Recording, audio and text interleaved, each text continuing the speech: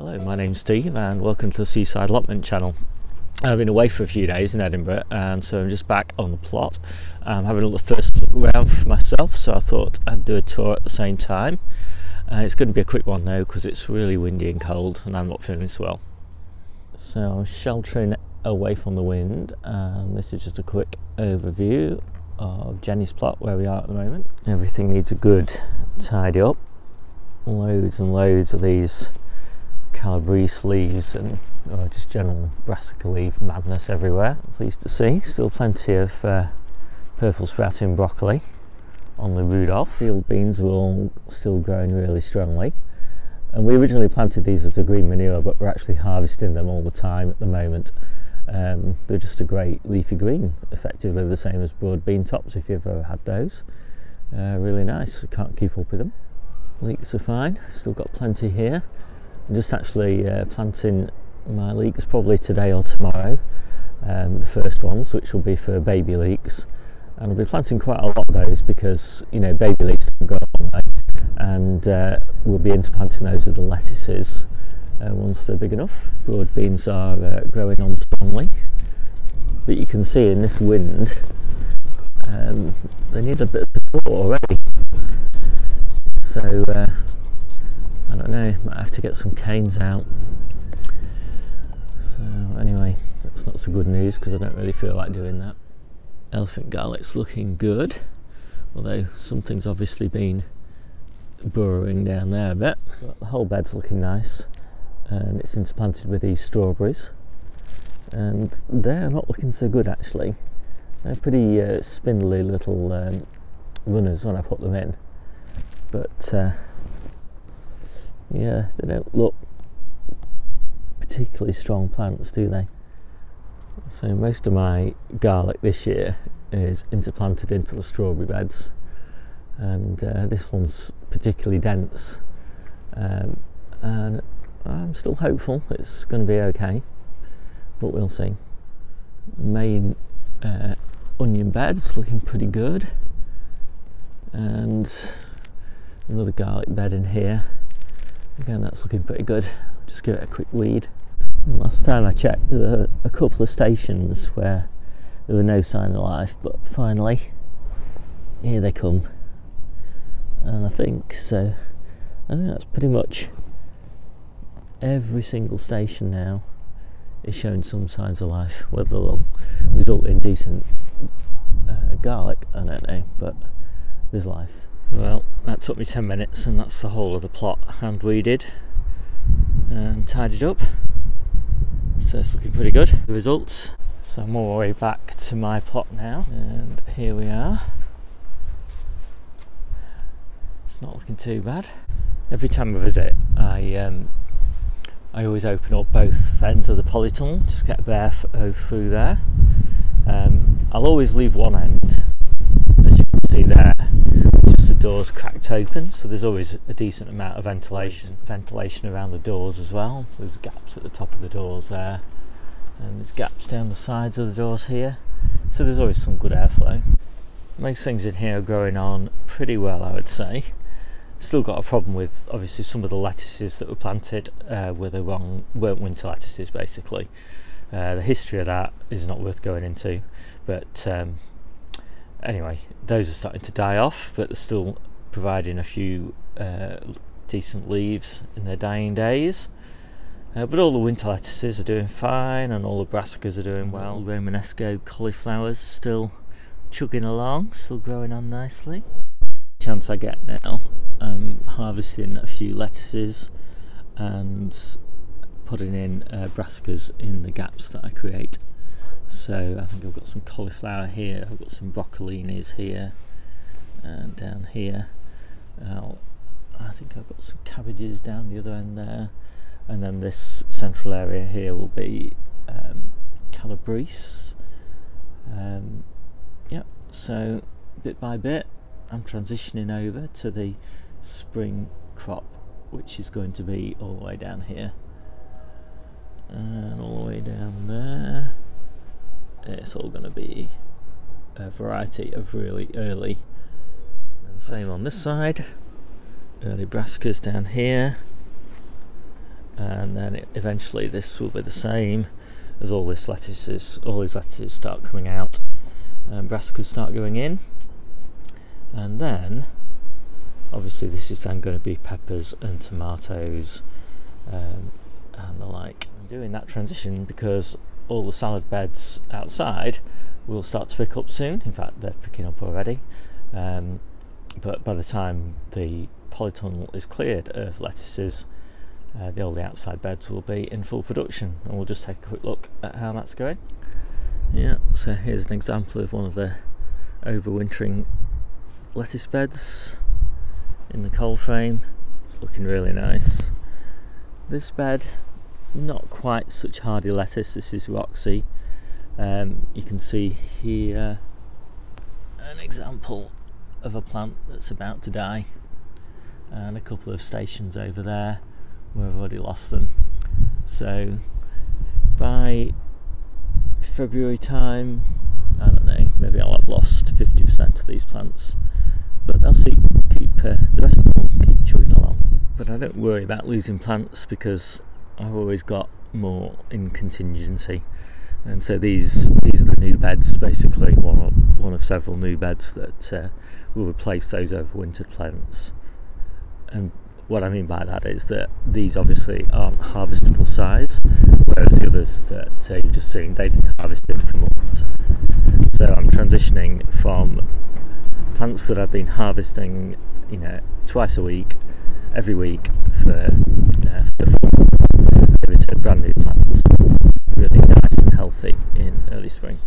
There's another lettuce bed growing on really nicely, and another one over there with less mature plants. Yeah, still doing really well. And that's the last of the lettuce beds I think I'll show you. This one's interplanted with spring onions. So I've got 8 lettuce beds in total, and I'm not going to show any more of them. And what I'll do is I'll just quickly show you around what else we've got. I've got the first of the double spinach beds. This one's Red Kitten, and apart from needing a little bit of weeding, it's not too bad. Brand new spinach bed that I just planted up last week, and that's looking pretty good. The ones at the end I actually transplanted from another bed that was outside, and just brought them in here, and hopefully they'll do a bit better in here than they were just out in the open ground. I've got 5 little Romanesco cauliflowers that had spare at the end of the season, and I thought, well, I could compost them or I could plant them, and I had a spare bed, so we might get a crop off them. It's a bit late now, but we'll see. We've got loads of spring onion, outdoor spinach with a little bit of protection, small bed of lamb's lettuce, more spring onions, salad rocket, miner's lettuce, winter radishes, another mixed strawberry, garlic, and in this case shallot bed, and my main cabbage bed. These are January Kings, and I'm really pleased by the fact that they're all at kind of different stages as well. I've got quite a few plants here, and I think these are going to keep us going for quite a while. Some of these are ready for picking now. I just cleaned up all of my strawberry plants in pots. These are all going to go in the polytunnel next month, but they were all full of weeds and dead leaves, but they're all ready now. Then in the little greenhouse I've got most of the overwintering stuff, so we've got lots of calabrese here, we've got lots of broccolinis here, some more broccolinis I think down the bottom there, some cauliflowers I think across the top, 2 trays of peas that are ready for planting, spring onions that are ready for planting, and then I've got 2 trays of lettuce, and these will just be taking the place of some of those beds that aren't looking too healthy. And I've got these little sprout plants, and these will be going in the ground soon, and hopefully will provide me with some really nice sprout leaves in spring. Just driving down on Debbie's plot, and there's very little to show I think on here compared with last time. Debbie's been doing lots of tidying up and weeding. She's got a lot of these red colettes on her plot, and whilst the colettes that we've got on all the other plots, which are green, really mature, and we've been eating them for ages, these are still really small. You know, they've hardly even broken out into, well, kind of, they're a floret of flowers, no, a floret of leaves.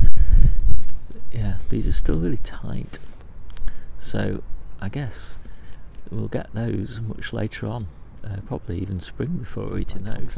You can see we've pretty much picked the green stem clean.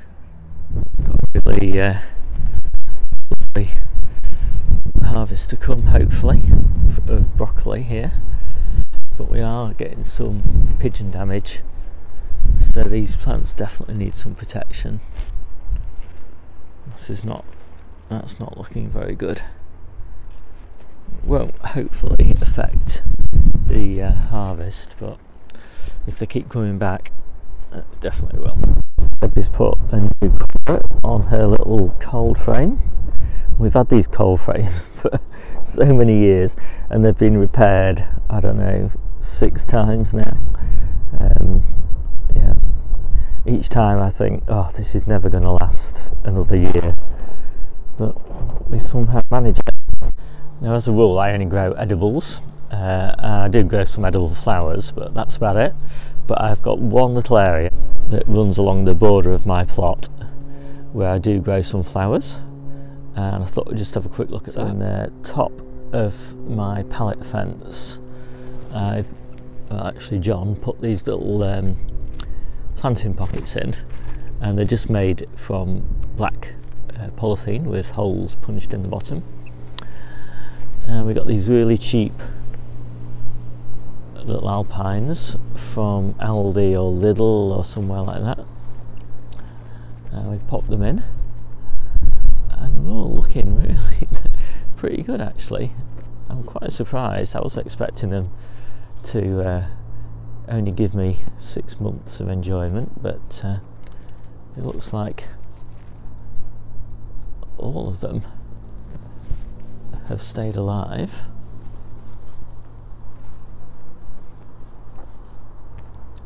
So I'm quite pleased with that. I particularly like these, of course. Probably everybody likes these. And I actually broke up some of these and transplanted them down here. Yeah, so really pleased with those. Just got to decide what to put in the next level down planting pockets, because the only thing that's growing in those at the moment are weeds, and I've just weeded them. But you don't get a huge amount of light down there. So any suggestions for what you can plant? You know, flowers that would actually survive in tiny little planting pockets that are only about 3 or 4 inches deep. I've got all sorts of bulbs that are starting to push their way through, and I've got some crocosmia hansies that are almost in flower. Ebums that are pushing their way through, and these seed heads are just really gorgeous, aren't they? Some more crocosmia, and then I have 5 fruit trees running down there as well for a bit of structure. So I'm just in Jennie's shed, and I'm sheltering from the wind because it really is getting pretty windy outside, and I just don't got the energy to put stakes in for all those broad beans, so I'm just going to put up a little temporary windbreak. My box of emergency bits and pieces, put in a few fence pins. Well, that's about as Heath Robinson a job as it gets, but that's all I've got the energy to do today. And the wind will be hitting it on the far side in that corner, so hopefully that will provide a good zone of protection. Although, well, they're still getting knocked about a little bit in the wind, so I'm not sure how much help it's really going to be. Okay, so that's it for today, and just warming up again in the polytunnel, and yeah, I'll see you soon.